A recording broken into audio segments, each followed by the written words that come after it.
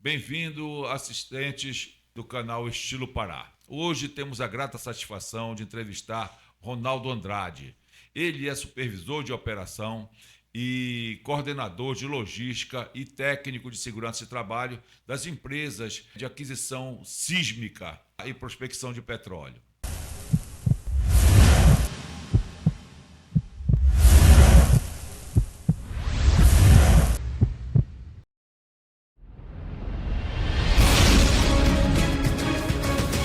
Seja bem-vindo, Ronaldo. João, obrigado. É um prazer estar aqui com você e eu estou aqui para esclarecer qualquer dúvida que você tenha e que teu público tenha também. Tá, Ronaldo, então, existe uma curiosidade da nossa parte para saber como é que funcionam esses navios, qual é a função efetivamente que eles fazem, tá? E eu queria que você explicasse o funcionamento dele, para como eles podem atingir, tá, através da análise sísmica, áreas que são possíveis de prospecção de petróleo. Pois não. Então, não há como evitar de falar na margem equatorial que está no momento, né, aí na mídia. A Petrobras detém essa margem, tá, para fazer a exploração. Já existe um trabalho aqui sendo feito, tá, de um navio sísmico que deve estar aqui na área fazendo, mas o que eu posso dizer para vocês é que esse navio nada mais faz do que um levantamento sísmico, ou seja, durante muito tempo, que deve levar aí numa faixa de 12 meses, ele vai trabalhando em uma certa área específica fazendo esse levantamento, tá? O que ele quer? Ele quer fazer uma fotografia do fundo do mar. Mas quando você fala em uma fotografia, você pensa que é uma coisa simples. Não é. É um de canhões, quando a gente fala em canhão, é canhão sísmico, é o abalo sísmico provocado pelo ar comprimido que existe dentro desse navio. Então esse navio é um navio de grande porte, tá? Ele vai ter atrás dele, ele vai ter os cabos sísmicos, que deve ter uma faixa aí de 8,6 quilômetros, são 12 cabos, e também ele vai ter uma fonte sísmica. Ele Que fica vai... atrás, esses cabos ficam atrás do navio. O navio vai andando e vai arrastando eles. E Exatamente. esses canhões eles são direcionados para fazer tiros para dentro para Do, sondar, para do ver mar, do mar, exatamente. ver o nível Então, de abalo e de ex sísmica. exatamente. Então, esse navio ele vai ter esses cabos atrelado à polpa dele. Ele vai ter 12, vamos dizer, 12 seções de cabo. E ele vai ter ali um espaçamento que é de acordo com o que o cliente pede, mas pode ser de 100 metros, pode ser 50 metros, separando de um cabo ao outro. Por cerca de mais ou menos 180 metros, você vai ter duas seções ali, dois arranjos de canhões. Tá? Esse canhão ele vai ter uma bala, ele vai provocar um abalo sísmico. Tá? Como se fosse assim, para ter uma ideia, seriam mais ou menos 60 canhões, 60 pneus de carretas ali estourando ao mesmo tempo. Mais ou menos Meu aí para Deus. dar uma ideia para vocês. E aí é o seguinte, a partir desse momento que faz o disparo desses canhões aí você entra no laboratório de análise do navio, né, para fazer aquele estudo, levantamento, ver aonde houve a maior frequência, onde houve o maior dispêndio de energia, aquela coisa toda para fazer aquela sondagem, é isso mesmo? Isso, só é mais ou menos isso, mas só reforçando o que você falou, João, é, nós vamos ter dois arranjos de canhões, tá? Que a gente trabalha em flip-flop, né? Como se estivesse caminhando com uma sandália. Tá? Dentro desse navio eu tenho os compressores, tá? De alta capacidade, que ele vai mandar o ar comprimido para os arranjos, tá? E esses tiros vão ser dados a cada 9 segundos, tá? Quando você dá um tiro, ele vai ao fundo do mar, ali numa profundidade mais ou menos de 2.000 metros, ele vai chegar até lá, ele vai por reflexão e refração e volta para os cabos que estão sendo puxados atrás pelo navio numa velocidade de 3,5 nós em 0,6 milissegundos, mais ou menos, ou seja, um décimo acima de meio segundo. Esse sinal todo é captado por esses cabos e enviado a bordo do navio, onde vai ser processado o que a gente chama o primeiro processamento, né? Que você é aquele processamento assim meio cru.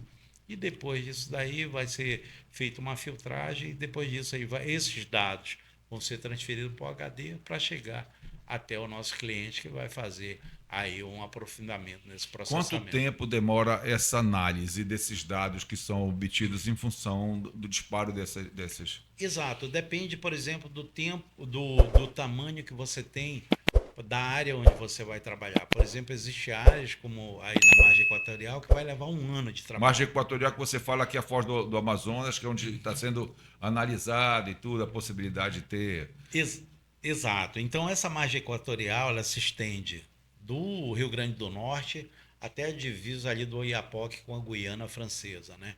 Então, por exemplo, só citando que algumas empresas fizeram um levantamento já anterior dessa margem e que tem grandes reservas de petróleo que agora estão fazendo um estudo mais detalhado para que possa, dentro dessa área, se possa ter as licenças, tanto para a parte sísmica, as LPS, como também para a exploração, que aí é no caso da plataforma que vem fazer os furos primários, né, os primeiros furos.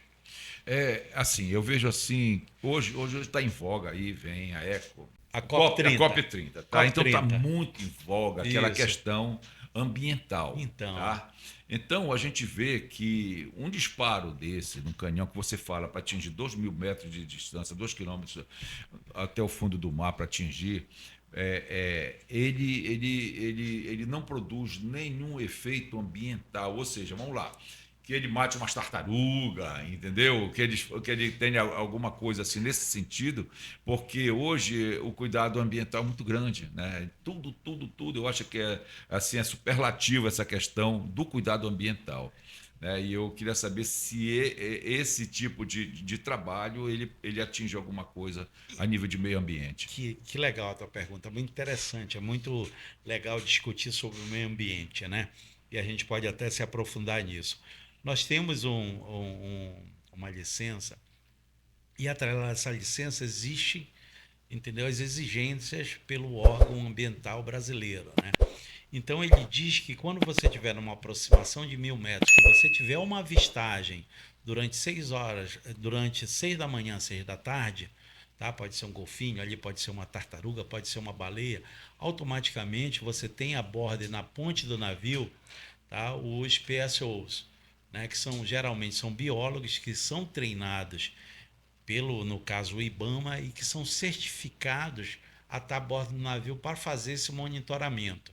Esse monitoramento, durante a luz do dia, ele é feito com um binóculo de alta precisão, binóculos calibrados pelo Inmetro.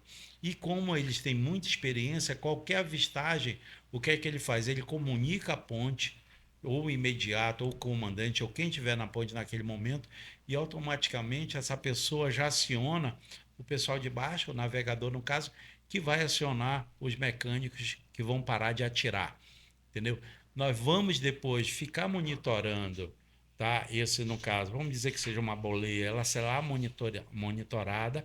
Depois que terminar a avistagem, João, nós vamos esperar mais 30 minutos para depois recomeçar o trabalho novamente. Então existe uma preocupação muito focada na preservação da biota marinha, tanto na parte de levantamento sísmico como na exploração.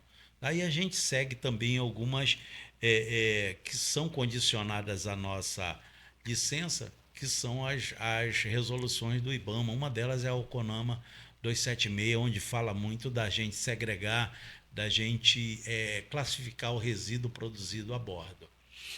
Esses navios aí, eles são navios totalmente equipados, né? Muito equipados para fazer esse tipo de trabalho, que é um trabalho complexo. Uma tecnologia extremamente avançada, entendeu? E é por isso que a gente vê que esse trabalho de análise sísmica e de prospecção da exploração petrolífera, ela é cara, né?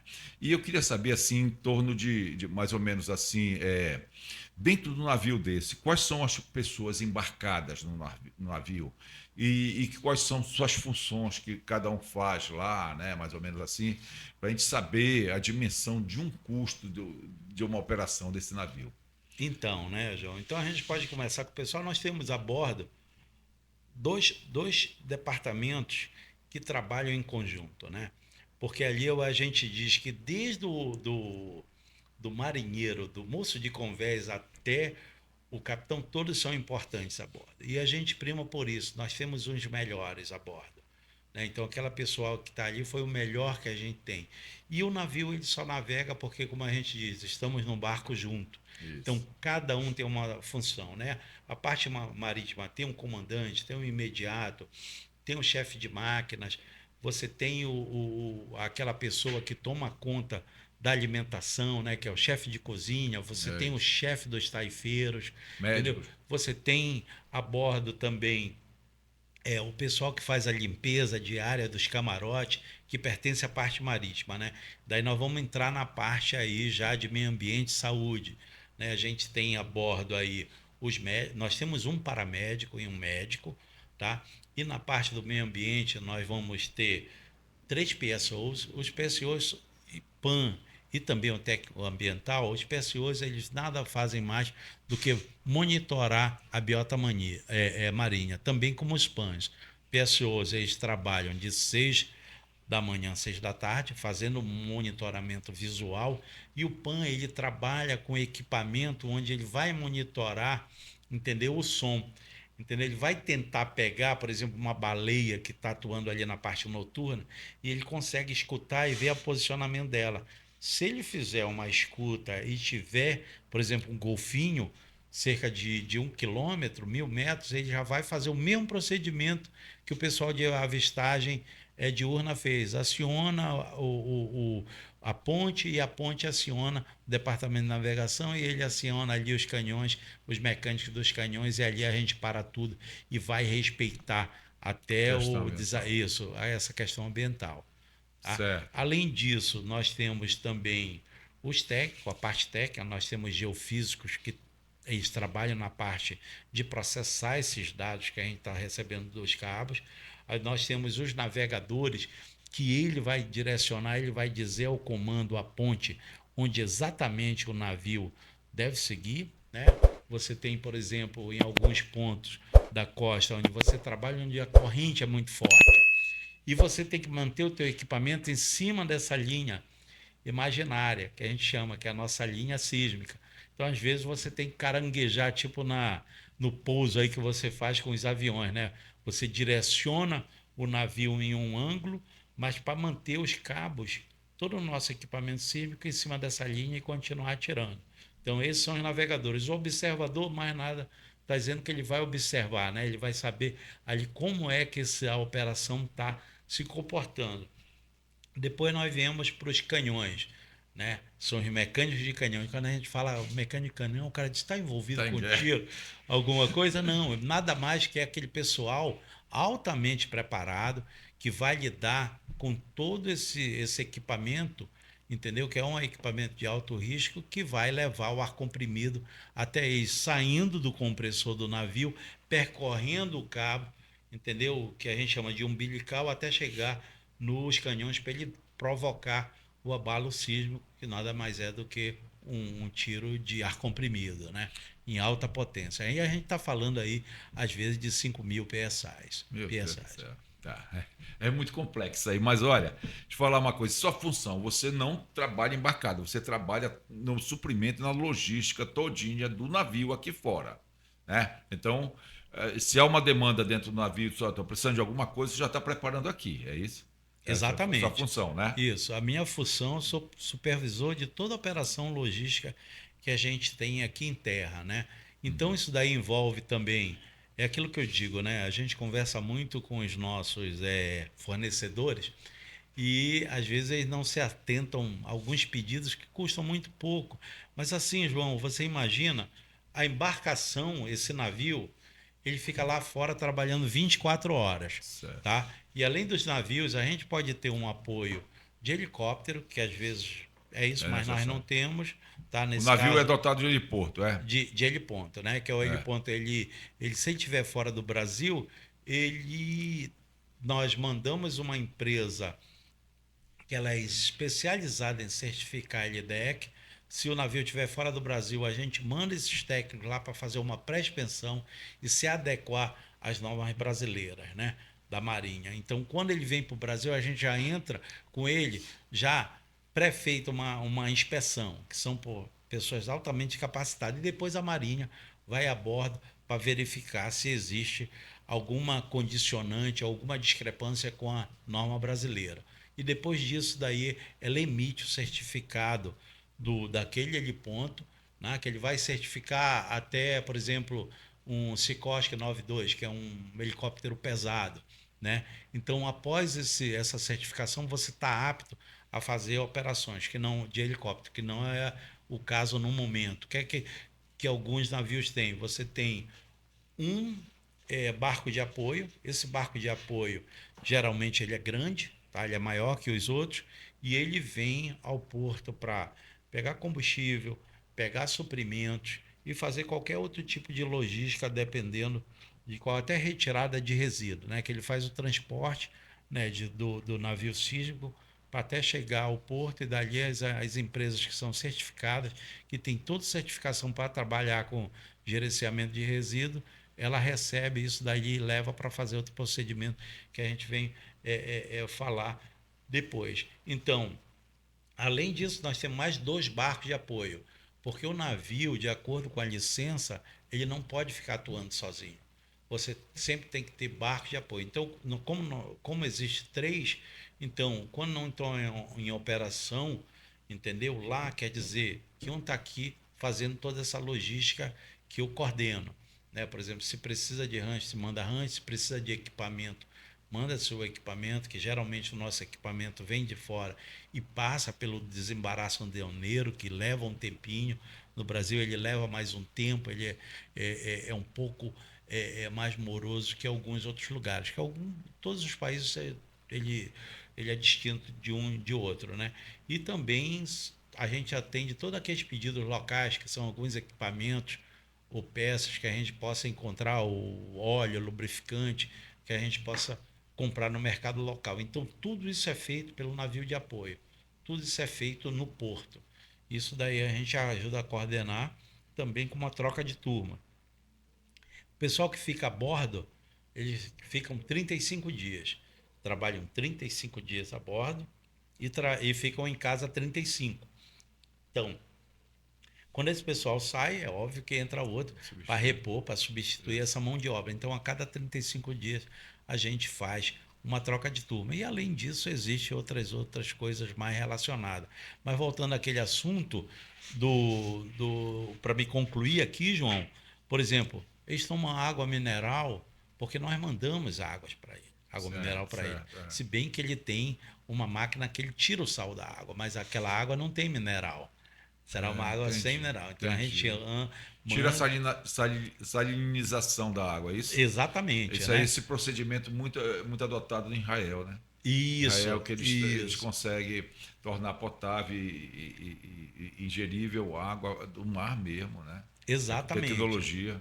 Isso. Então vocês conseguem isso no navio? A gente tem todos os navios possuem essa água, né? Mas, como eu disse, são utilizadas para fazer outras coisas, porque para beber você teria uma água que não teria os sais. Mas, assim, é aquilo que eu digo: se no meio do mar tivesse um supermercado, nós temos barcos que é o workboat, e o outro barco que a gente chama de FRC, né? Que é o Fast Rescue Craft, que é no caso, se tiver alguém cair no mar, aquela equipe já está preparada, é um barco muito rápido, vai lá, pega e traz ele de volta para o navio.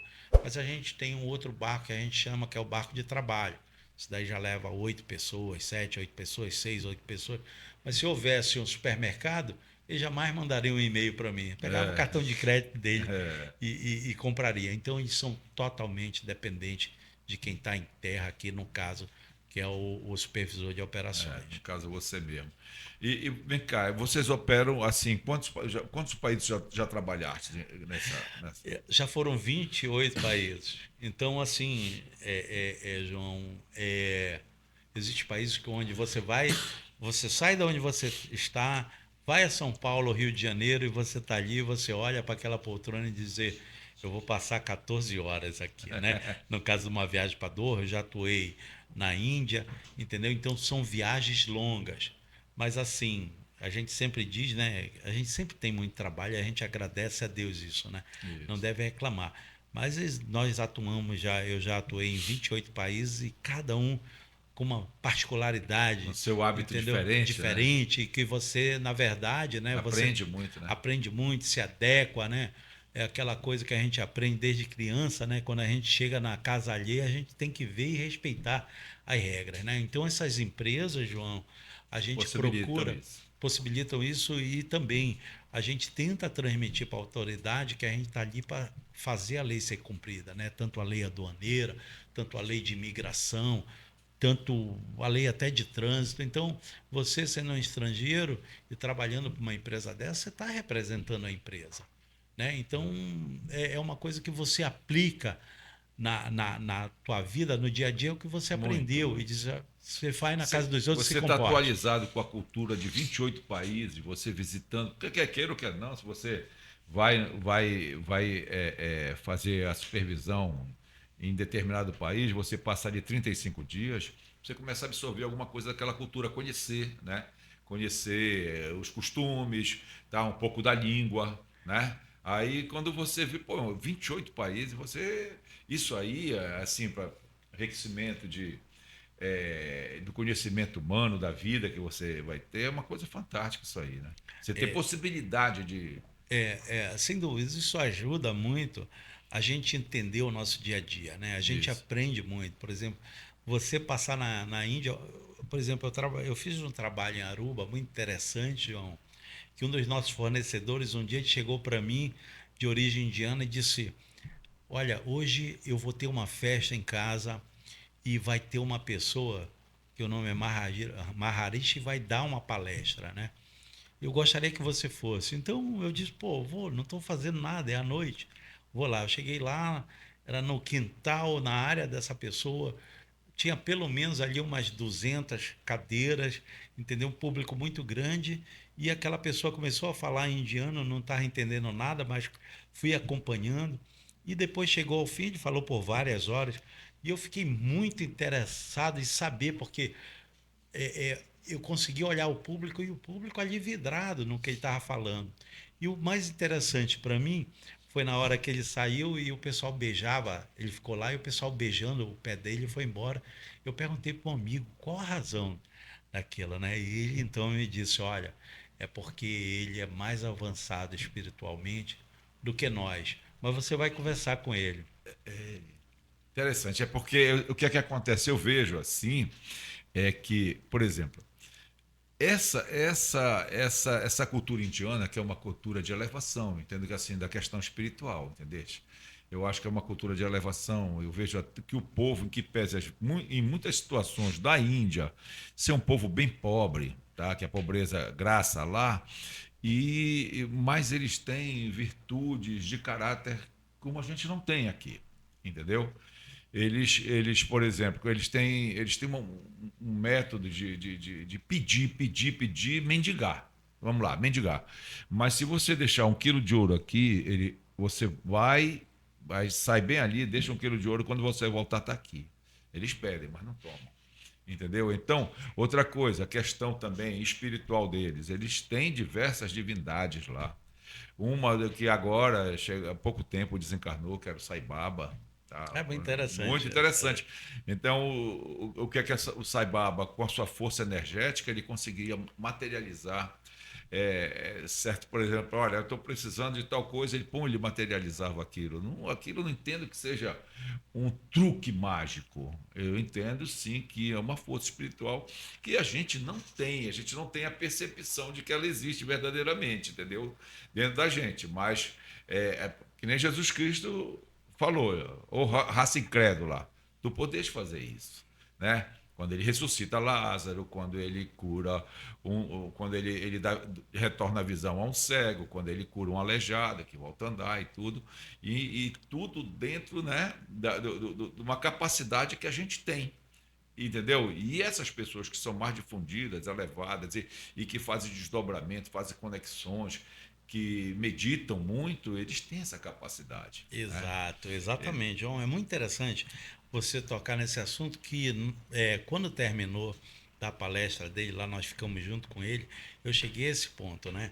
Então, como você tocou no Saibaba, eu vou colocar a experiência que eu tive com essa pessoa, que nós falamos muito para ele, como eu fui em 28 países, quem é religioso, você sempre quer saber a diferença de uma religião para outra, né? E no final você vê que todos nós buscamos a Deus, né? Isso. Através, como a nossa religião diz, você jamais chega ao Pai se não for através do Filho, né? Que é o nosso caso. Mas as religiões são muito interessantes e a religião indiana, eles defendem primeiro a tese que Jesus, na parte que ele ficou sumido, que é naquela parte da adolescência, Sim. eles defendem a tese que ele foi para a Índia meditar, Isso aprender foi.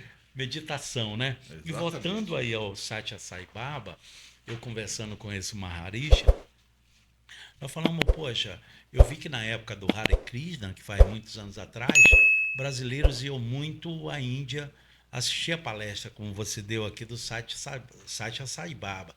Isso é um cara muito interessante, Ronaldo. Mas você sabia que metade da Índia defende que ele é a reencarnação, eu não tenho certeza se é de Ganesh, e a outra metade diz, grande parte da população, que ele materializa e que isso é um tipo de mágica, né?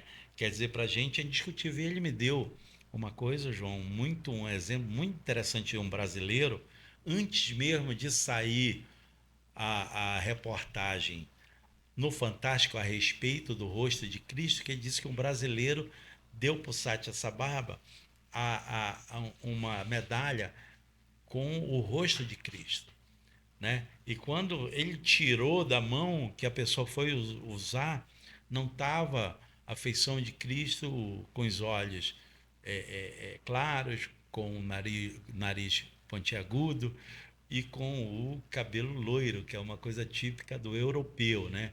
Ele desceu assim, um moreninho, parece a Moreninha, mim, né? O rosto redondo e o cabelo meio enroladinho. é. Então, e falou outras coisas que é muito Assim, o interessante. típico hebreu, o típico hebreu da Exato. época, Hebreu da que época. pegava muito sol e tudo, Ex e ele era bem exato. moreno mesmo. Exato, bem moreno, né? E a gente veio e tocamos muito em religião, entre as religiões, e a gente consegue aprender muito com eles, porque é uma religião muito interessante, né? Você vê na Índia também, na parte dialética, eles falam mais de 600 dialetos. E tem diferentes deuses, né? Tem deuses, tem o Ganesh, tem vários deuses diferentes. Mas é uma coisa que vale a pena você escutar, porque você começa a entender que todos buscam a Deus. Ele diz que Deus, ele me falou, Ronaldo, Deus está dentro de você mesmo.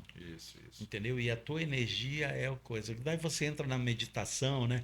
Daí diz, você sabe meditar? Eu nunca tentei e acho que nunca vou aprender. Eu sou um pouco ansioso devido à atividade que você tem, nossa, que é muito dinâmica, que muda toda hora. Então você tem que ter um controle sobre você mesmo, né? E ele disse, não, é muito simples. Você tem que fazer isso antes de amanhecer.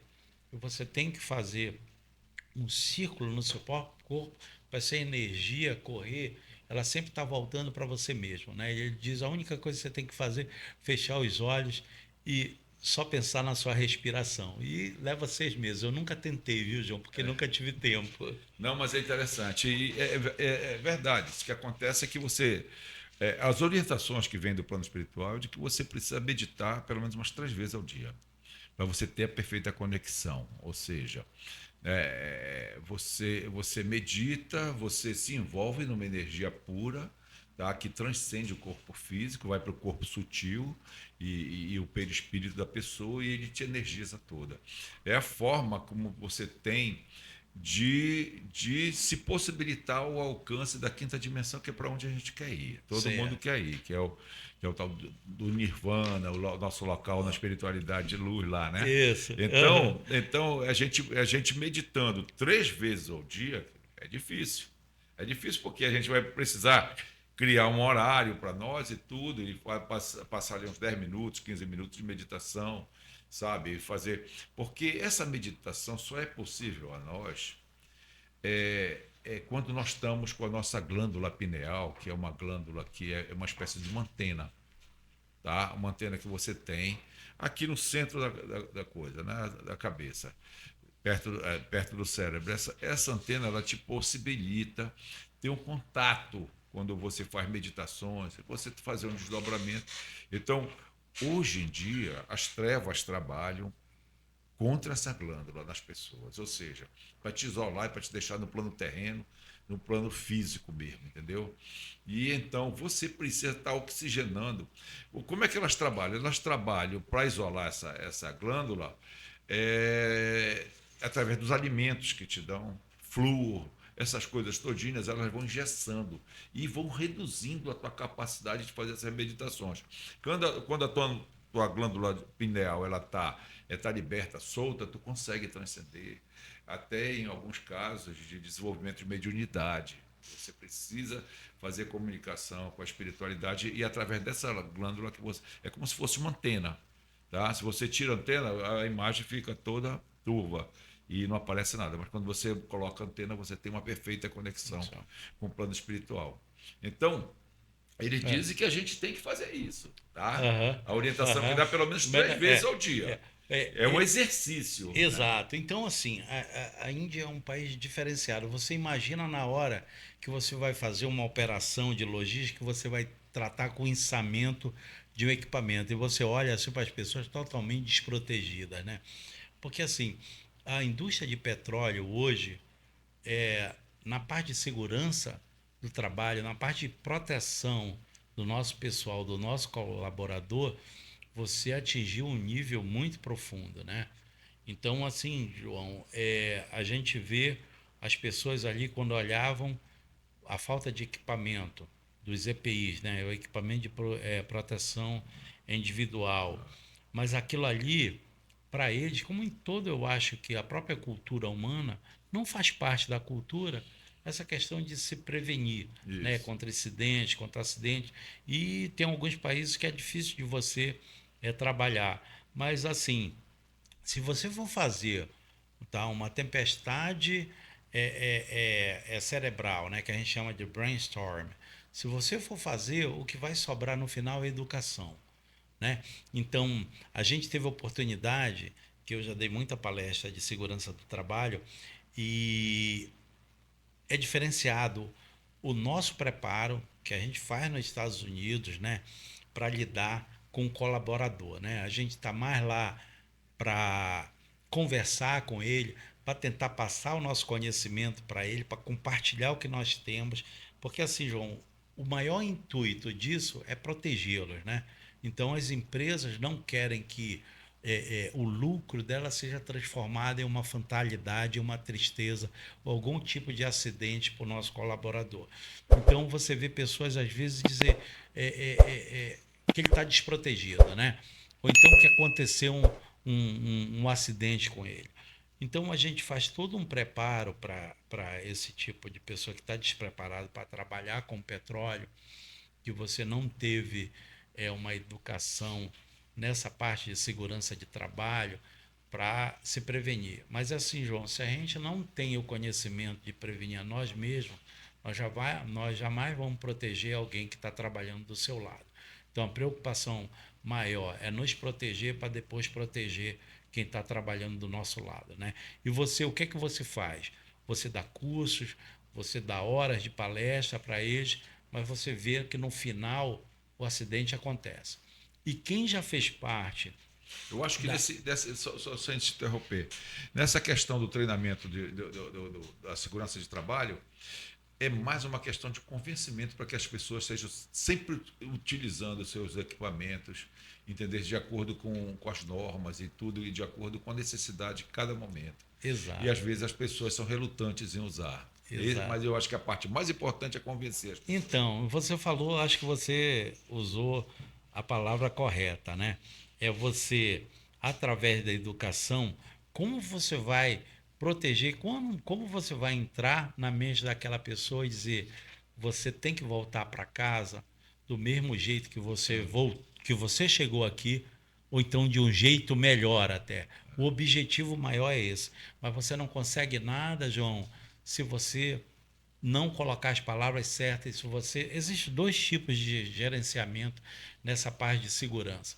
Ou você gerencia com o respeito que a equipe tem sobre você, ou você gere sobre ameaça, que não é legal. Né? Porque depois, quando você sair, vai dizer, eu não vou utilizar isso, aquele cara está por fora. Mas, na verdade, o que, que a gente quer? A gente quer conscientizar essa pessoa que o equipamento de proteção individual, na verdade, é o último recurso que nós temos. Que a gente dá treinamento, a gente fala treinamento curtos, que eu sempre acho que o treinamento, uma palestra acima de 30 minutos, depois a pessoa já se cansa e não consegue mais captar aquela mensagem que você está tentando passar para se proteger.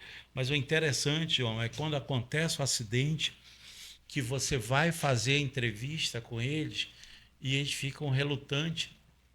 Parece você quando vai na frente de um pagador de imposto, o cara já fica assim, diz, pô, será que ele está me olhando como um sonegador de impostos? Daí, essa é a questão. Eles ficam com medo. Então você tem que transmitir toda aquela segurança e passar para ele, porque se acontecer um acidente, e assim, você olha nos olhos dele, tem aquele brilho que ele queria voltar a um filme. Quando tipo a gente tem e aperta no para retroagir, quando o acidente, por exemplo, ele perdeu Um dedo. parte do dedo. Oh. Mesmo que você vai conversar com ele para tentar chegar ao chave para a gente aprender o que é que aconteceu. Mas você vê ele conversando com você, porque é através da conversa que ele vai saber que você quer aprender com ele, que você não quer repreendê-lo, que ele fica com medo de perder o emprego dele. Mas você vê, se ele tivesse a chance de apertar e voltar no tempo, ele voltaria. Mas não tem mais isso. Então, o que a gente aprende com isso? Você pode dar palestra, você pode dar treinamento, tudo que você tiver na mão para tentar protegê-lo, mas uma hora o acidente ocorre. E na maioria das vezes é por falha humana. Então, quando a gente conversa com o acidentado, a gente não quer saber por que aconteceu. A gente gostaria de aprender como aconteceu, para dali a gente tomar as decisões necessárias de protegê-los cada vez mais. Porque perguntar para ele o porquê a gente já sabe. Se você for na causa raiz, foi um equipamento que faltou manutenção, faltou inspeção, ou então, na maioria das vezes, um erro humano. Então a gente precisa que ele fale para a gente, com toda a sinceridade possível, para a gente chegar e fragmentar esse acontecido. O que é que a gente pode fazer cada vez mais para corrigir isso e preservar a saúde, a vida, o bem-estar daquela pessoal que está trabalhando com a gente. Esse é o nosso objetivo maior. Nesse sentido, a gente vê os cuidados, né? Existe um pouco de diferença do tratamento dado pelas multinacionais das empresas nacionais. A gente sabe que existe, entendeu? São pontos assim específicos em que a gente vê que eles dão um valor, eles valorizam mais, sabe? Toda essa questão de segurança, toda a proteção ambiental, sabe? Do que o nosso nível de consciência alcança, né? Talvez sejam eles mais profissionais até e mais dedicados a um trabalho mais efetivo. Tá? Mas eu digo assim, vamos voltar para a questão da prospecção, da análise sísmica, dessa atividade sísmica.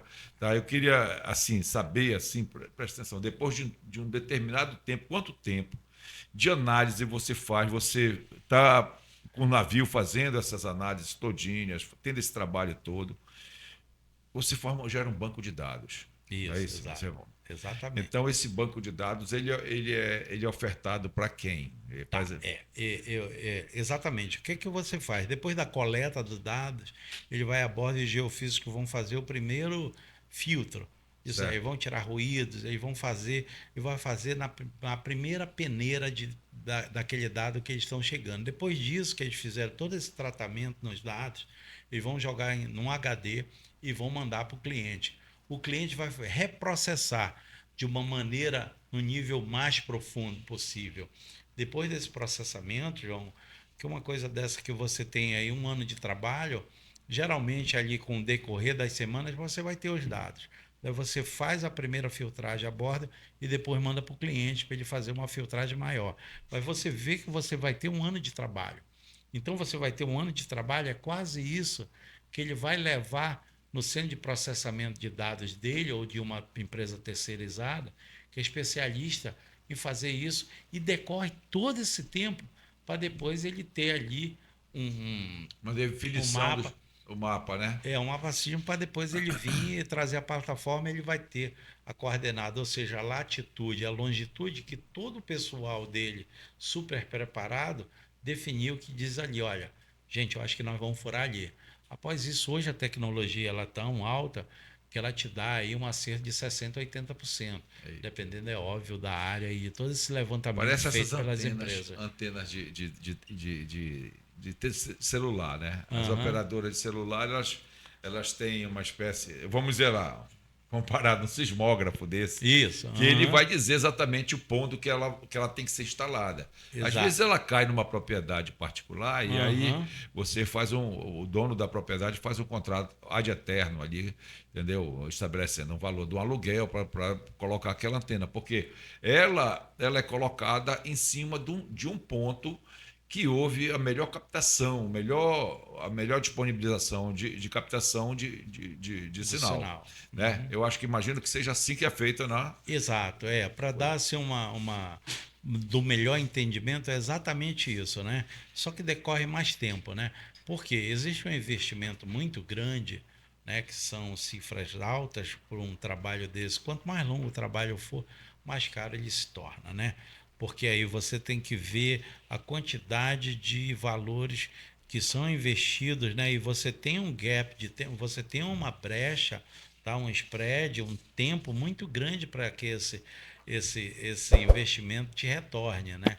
São quase aí, só para você fazer um trabalho desse levantamento, vamos dizer, de um ano, vai levar mais dois, e depois você vai optar a empresa, a petrolífera vai pegar a concessão da ANP, ali ela tem 5 anos para fazer esse trabalho de acordo com a concessão e vir fazer o furo, né? Então é um investimento muito alto que ele leva algum tempo para te trazer esse dinheiro de volta, Imagina.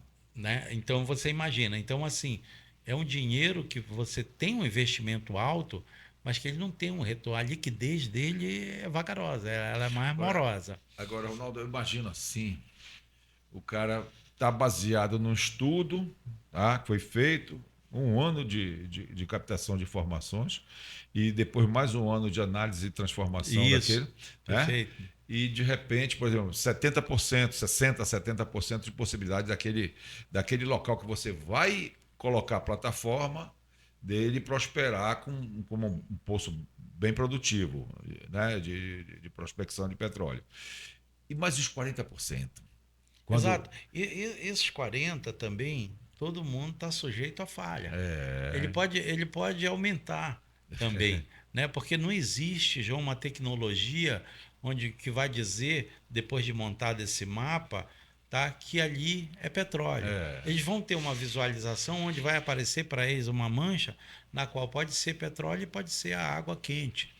Entendeu? Então existe o risco, né? É, Existe o risco dele fazer isso, mas pelo preço que o petróleo está hoje, o retorno é muito grande. muito grande. Mas os custos são muito altos também, porque nós temos muita coisa a seguir. A custo para você manter o pessoal a bordo, você tem as pessoas se alimentando da melhor maneira possível a bordo.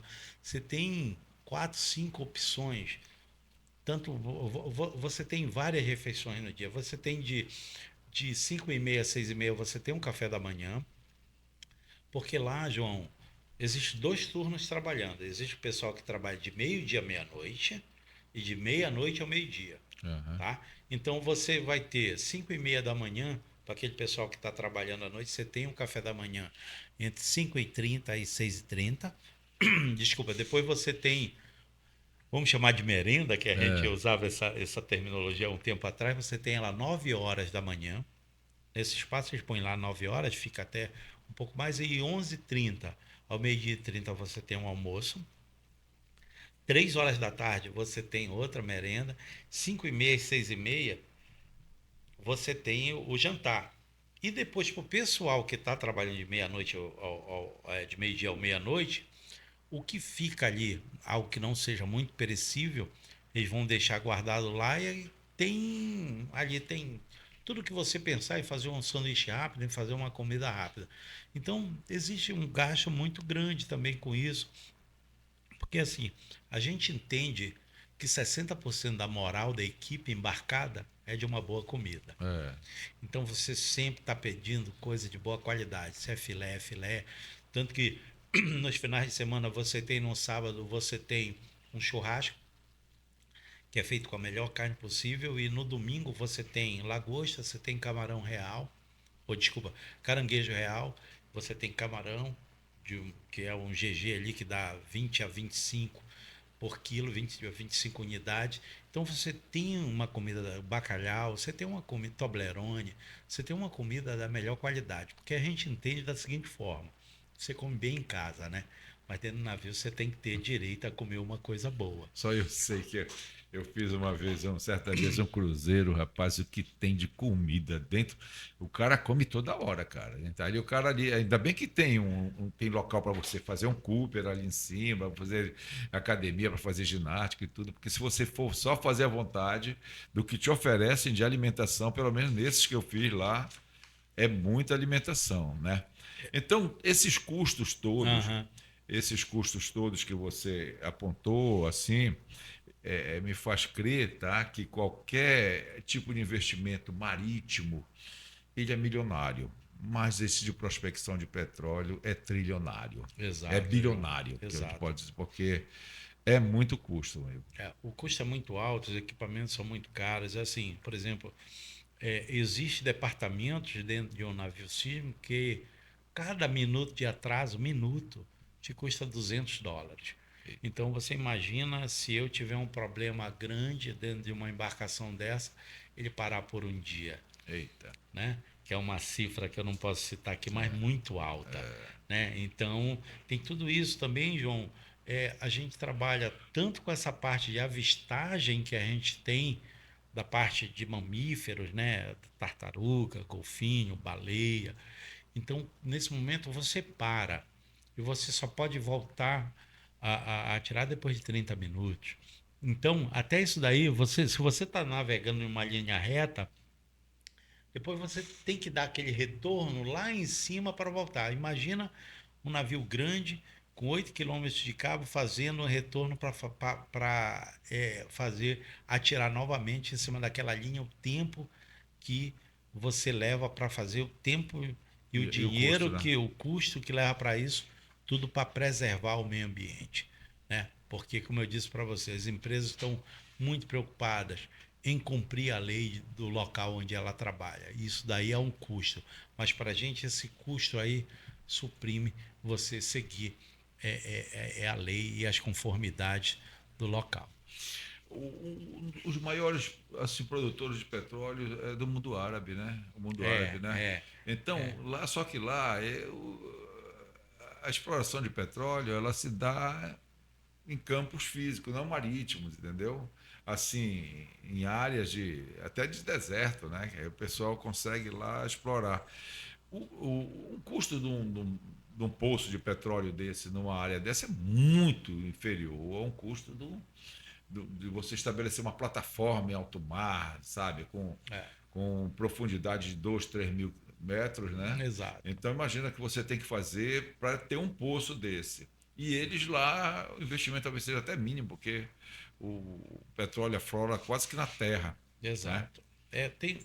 João, são operações distintas, né? Mas para te dar um exemplo aqui, dependendo do tamanho da plataforma de exploração, né? Aquela plataforma que vem furar, que não é de produção, mas saber se existe o petróleo ou não, dependendo do tamanho dela, você pode falar entre 700 a US$ 1 milhão diários, né? O custo somente da plataforma. Daí você tem um custo ali dos navios das embarcações de apoio numa plataforma que é muito mais do que nós temos em um navio sísmico. Então você já vê as cifras de uma operação de sísmica, e quando você fala uma operação de exploração e produção, é muito mais caro.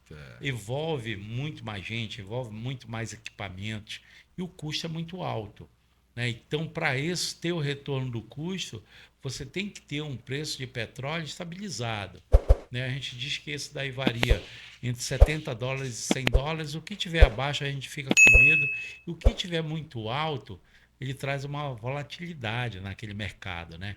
quando ele atinge aí muito alto, todo mundo fica, ué, se ele chegou a US$ 110, e aí, o que é que vai acontecer? Será que quando ele cair, ele não cai abaixo de 70?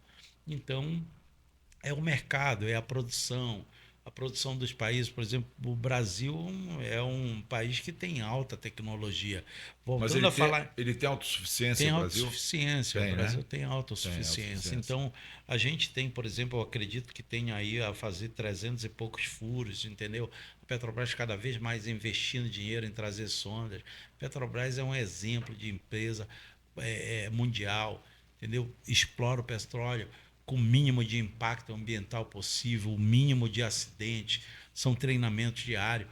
Você trabalhar para a Petrobras é um grande aprendizado que você tem Legal. profissionalmente, porque é uma empresa que você aprende quando trabalha com ela, eles seguem as normas e você fica feliz em trabalhar, porque, João, eles pedem muito de você, eles requerem muito de você, existem procedimentos sempre a seguir.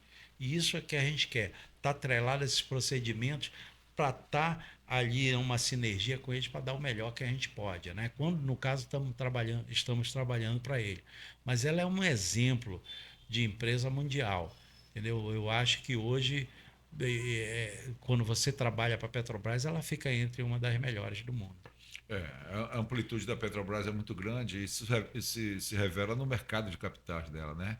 Então, por exemplo, já houveram situações assim, que eu vejo que ela parece que é um elefante dentro de uma vidraçaria, dentro do mercado de capitais. Aí o cara anuncia, olha, descobrimos um poço lá que vai dar não sei quantos mil barris diários, né? Aí você vê as ações, mas a pessoa, o operador atento, se aquilo passou, se aquilo foi só um boato, a tendência a subida que ela deu, ela vai cair, entendeu? Se não se materializar, se não se constituir aquela previsão de que tal poço dá 200 e coisa. Então o que eu digo assim, a ação da Petrobras ela é negociada a nível internacional mundial, entendeu? É uma das empresas que tem uma potência muito grande dentro do mercado de capitais, entendeu? E eu digo assim, aqui a nível de Brasil, Bolsa de Valores, essa coisa toda, ela é um gigante, assim, um elefante dentro de uma vidraçaria, qualquer coisa ela sacode, né? O mercado. Sacode o mercado, né? E assim, e o pré-sal, o que é que você tem para nos esclarecer com relação ao pré-sal? Pô, eu acho assim, né, que foi uma grande jogada da Petrobras, né? Ele está abaixo da camada de sal, ali eles tiveram grande desafio em perfurar essa camada. O petróleo estava muito longe, né? Então ali os técnicos, como eu digo para você, são altamente preparados. Então eles começaram, João, pelo que eu sei do pré-sal, eles começaram com um furo bem pequeno, porque eles queriam entender qual seria a viagem desse óleo até chegar na plataforma, né? Qual a temperatura, qual a pressão. Então, porque o acontecimento no Golfo do México com a Deep Horizon, ela foi um aprendizado, né, para todos. Então, a pessoa começou a entender que cada vez mais a segurança tem que estar presente. Então, como são técnicos altamente preparados, começaram com um furo pequeno e hoje é uma grande produção que muita gente diz assim, não vai dar nada, né? Então você tem um petróleo de boa qualidade, você tem uma produção, uma alta produção, que eu não sei te dizer hoje qual é, em quantos mil de barris está trazendo, mas é um sucesso que a Petrobras teve. Para eles ali, eu acho que os técnicos que trabalharam naquilo ali tiveram um grande prêmio, porque muito distante, atravessou a camada do pré-sal e hoje ele consegue controlar a temperatura e controlar a pressão que vem tão distante, que eles tinham muito. Eles estavam preocupados como ela chegaria até a superfície. Mas isso aí foi tudo dominado, eles dominam a perfuração de águas profundas, eu acredito que eles são os melhores do mundo. Em água profunda não tem empresa melhor do que eles. Na verdade. Então, o que eu vejo assim, é essa questão também dos riscos, né, cara? Imagina só um poço desse aí, arrebenta um tubo desse, o dano que ele causa ambiental é muito grande, né? Então tem que ser uma coisa muito bem, né? Bem sólida, É, bem colocada, bem feita. então isso daí, a tecnologia que ele tem hoje, para você controlar a pressão do poço, você usa um equipamento chamado BOP, né? Que é o Blowout Preventer. Ele vai prevenir que haja uma explosão. Porque você tem certos momentos, né? Existem poços que primeiro tem um gás, né? Depois tem o petróleo. Então existem poços que você precisa citá-los e bombear o gás para esse petróleo ir para cima. Então você tem muito gás. Então a partir do momento que você tem uma alta concentração de gás, você tem que fazer o flare ali, né? Que você já viu ali tocando fogo a Tocando fogo, né? plataforma, né? Gastando Então, gás ali. gastando gás, né? Então ali tá, o BOP está trabalhando, está controlando a pressão para que não venha a ter uma explosão, né? Você imagina se você tiver uma explosão ali incontrolável, a quantidade que vai ser derramada, né? Ou seja, as empresas estão preparadas para qualquer tipo de vazamento, né? Você tem equipes preparadas a bordo para que tenha ali os equipamentos e os produtos químicos para involucrar aquele petróleo e jogar ele para o fundo do mar, né? E também as equipes preparadas para fazer isso. Mas assim, João, o que eu posso te dizer é que a solução para isso é o BOP, que todas as plataformas têm, é uma coisa de muita eficiência e um derramamento a Muito probabilidade é muito difícil, pequena. muito pequeno. Tá certo, então, Ronaldo. Muito esclarecedor, tá? Muito obrigado pela sua participação. Muito esclarecedor mesmo. E tudo que gere conhecimento para nós aqui, tá? Espero que o nosso podcast ele possa ser visto por muitas pessoas e principalmente por pessoas da área, né? Você trabalha também com a questão de treinar esse pessoal daqui, né? Para que eles possam se capacitar para operar dentro desse ramo, né? Exato. Esse é um desafio que você havia me falado sobre isso e tudo, tá? E eu acho interessante mesmo, porque a gente vê esse universo todinho, ele envolve muito empregos, mas quase não nos atinge aqui, né, nesse Exato. ramo. E a gente quer ver a região também desenvolvida, né? Sem dúvida, João. Eu acho assim, por eu ser paraense, e, e assim, quando eu digo que eu sou do Pará, entendeu? Diz, pô, você é do Pará e trabalha com petróleo, então eu sou lá do Rio Amazonas, né? Eu sou lá do norte, né? Aí eles ficam me questionando, e aí, quantas plataformas tem lá? Eu digo, nenhuma. Eu disse, como? Eu não estou entendendo. E você trabalha nessa área. Então, assim, eu acho que é, uma hora ou outra esse Foz do Amazonas será liberado, né? Então, tanto a parte política como a parte de meio ambiente aí vão chegar num consenso ali, vão liberar, e a partir do momento de liberar, eu acho que nós temos que preparar os nossos jovens para estar preparado, João, para trabalhar nessa área. O pessoal que vai trabalhar com içamento, né? Como eu digo para você, existe a preparação aqui para isso. Mas veja bem, a gente gostaria de preparar as pessoas num nível mais profundo. Eu vou dar um exemplo para você que eu vi uma vez o içamento de uma pessoa fazendo aqui numa base, e na hora que o guindaste de 30 toneladas ele começou a içar, ele levantou uma das sapatas, né? Aí pedimos para parar, né? Parou, eu estava fazendo treinamento com ele. Vamos lá, vamos saber o que aconteceu. Vamos colocar essa operação aqui no nível mais profundo, porque fizemos aí uma reunião para saber o que é que nós vamos içar, para onde é que essa carga vai viajar. Será que nós colocamos, o terreno que nós colocamos as sapatas do guindaste, será que não tem fofo, não tem nenhuma encanação ali embaixo, que na hora que eu puxar o peso ele vai afundar e ele vai É, tombar? Será? Não, não fez, né? Como é um treinamento, qual que é? O operador, ele viu uma caixa, né, pesada, mas ele não sabe o peso daquela caixa. Ele disse, não, eu vou puxar aqui. né? Eu vou puxar para saber, né? Pela experiência dele. Então, a primeira coisa que tem que se fazer é dar um treinamento para pegar você fragmentar essa operação, que a operação acidente ele acontece quando você esquece um pequeno detalhe, É. né? E você viu ali ele içando uma coisa, eu perguntei quantas toneladas você tem na caixa que você está içando, no skip que você está içando. Isso eu não sei. Entendeu? Então, para isso, você precisa dessa informação, né? Você vai chegar com o guindasteiro, vai chegar com a pessoa que faz o sinal para ele, você vai chegar com o rigger, né? Que é aquela pessoa que vai atracar lá o cabo na cesta, né? Todo esse pessoal tem que estar envolvido, né? E ali fizemos uma barreira ao redor daquele para que ninguém possa, para que todo mundo visualize quem está trabalhando lá. E aí, você ouviu um momento que você estava procurando o cara que está te dando sinal. Ele tem que estar numa angulação para onde você mover a carga, você vê, sempre está vendo ele. Porque você está com um rádio aqui, mas você visualizando é bem mais fácil. A não ser que você vá fazer um içamento cego, onde você não está vendo a carga, você não está vendo a pessoa que te dá o sinal e você está comunicando através ao rádio.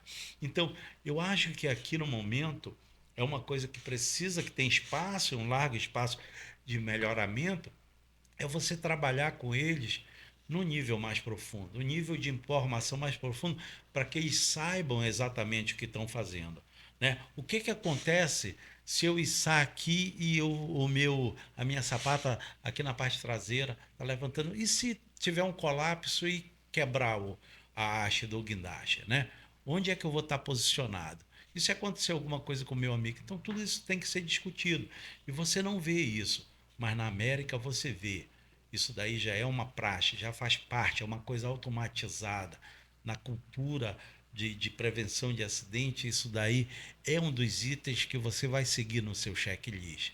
Mas aqui você vê que você não tem essa cultura e deve ter muito acidente ocorrendo. É verdade.